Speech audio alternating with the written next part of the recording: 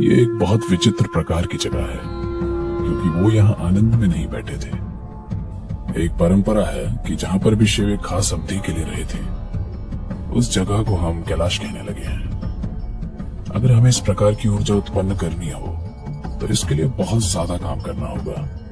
अगर हम जीवन के इस आयाम से जुड़ जाएं, तो आनंद में जीना एक स्वाभाविक प्रक्रिया होगी।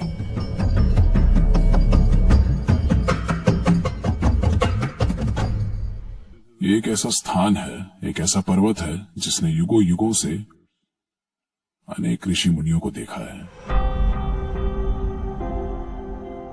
इसे वेलंगिरी इसलिए कहा जाता है क्योंकि वेलंगिरी का शाब्दिक अर्थ है सफेद पहाड़ या चांदी जैसा पहाड़, लेकिन ये पूरा हरा है। तो इसे वेलंगिरी पर्वत इसलिए कहते हैं क्योंकि साल के लगभग 10 महीने इसकी चोटी हमेशा बादल में होती है और ये यहां से चांदी जैसा दिखता है। इसे चांदी पर्वत या सफेद पर्वत कहते हैं। तो ये पर्वत हमारे लिए सिर्फ पहाड़ नहीं है, मेरे लिए ये एक बहुत बड़े मंदिर की तरह है। ये एक अलग आयाम बिखेरता है। अगर आप इच्छुक हो तो ये सिर्फ पत्थर और मिट्टी से कहीं ज्यादा है। इसने एक खास प्रकार की ऊर्जा और एक खास प्रकार के बोध को आत्मसात किया हुआ है। इसे यहाँ अमूमन दक्षिण के कैलाश के रूप में जाना जाता है। इसे दक्षिण का कैलाश इसलिए कहते हैं क्योंकि हुआ यूं, एक बहुत ही साहसी दक्षिण भारतीय महिला शिव के प्रेम में पड़ गई और उसने एक प्रण लिया, अगर मैं शादी करूंगी तो उन्हीं से करूंगी, उनके सिवा किसी और से नहीं। और वो उसमें लग गई। अपने करुणामयी स्वभाव के कारण वो नीचे आने लगे।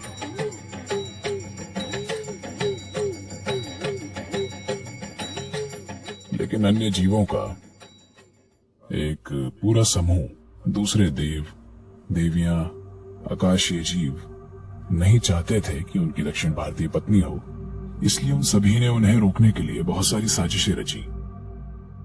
लेकिन यह काम नहीं आया। वे आने के लिए दृढ़ थे और उसने एक तारीख तय की, अगर आप इस तारीख से पहले नहीं आते हैं तो मैं अपना शरीर छोड़ रही हूं। इसलिए वो तेजी से आ रहे थे। उन्हें इस जगह पर सूर्योदय से पहले पहुंचना था और वे इसकी ओर अग्रसर थे। इसलिए देवताओं ने कपूर के एक विशाल टीले में आग लगाकर एक झूठा सूर्योदय रचा।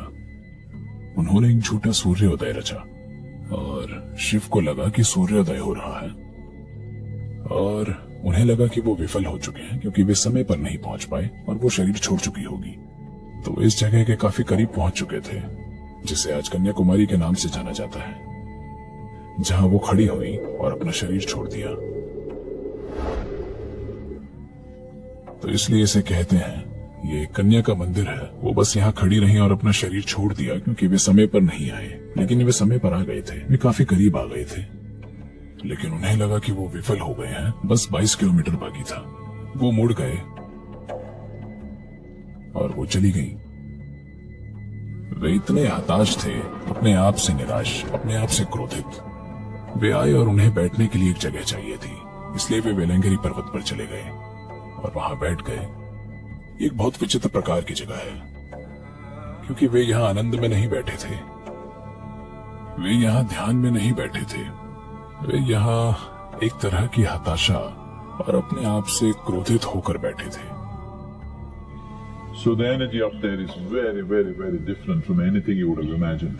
तो वहाँ की ऊर्जा आपकी कल्पना की गई किसी भी चीज से काफी ज्यादा अलग है, क्योंकि वे वहाँ एक समय तक रुके रहे और एक परंपरा रही है, जहाँ भी शिव एक खास अवधि के लिए रुके, उस जगह को हम कैलाश कहने लगते हैं। तो ऐसे ये दक्षिण का कैलाश बन गया, क्योंकि उन्होंने यहाँ कुछ समय बिताया और इस जगह पर एक विशेष ऊर्जा निवेश की।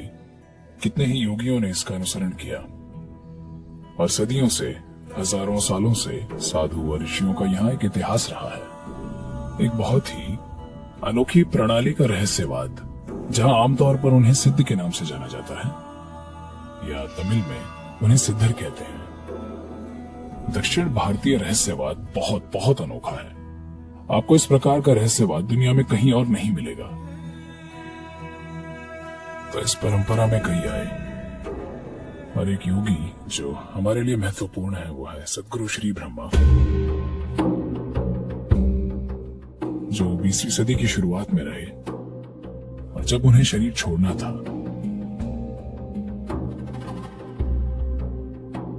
वो पहाड़ पर गए, वहां पर बैठे, और ये एक ऐसी अनोखी घटना है जो आज भी उतनी ही जीवंत है जितनी पहले कभी थी।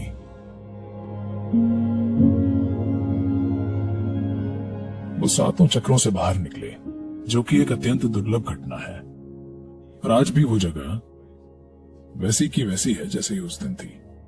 वो ऊर्जा, वो जगह बिल्कुल वैसी ही है। आपको कुछ जानने की जरूरत नहीं है, ये आपको बस हिला के रख देगी, क्योंकि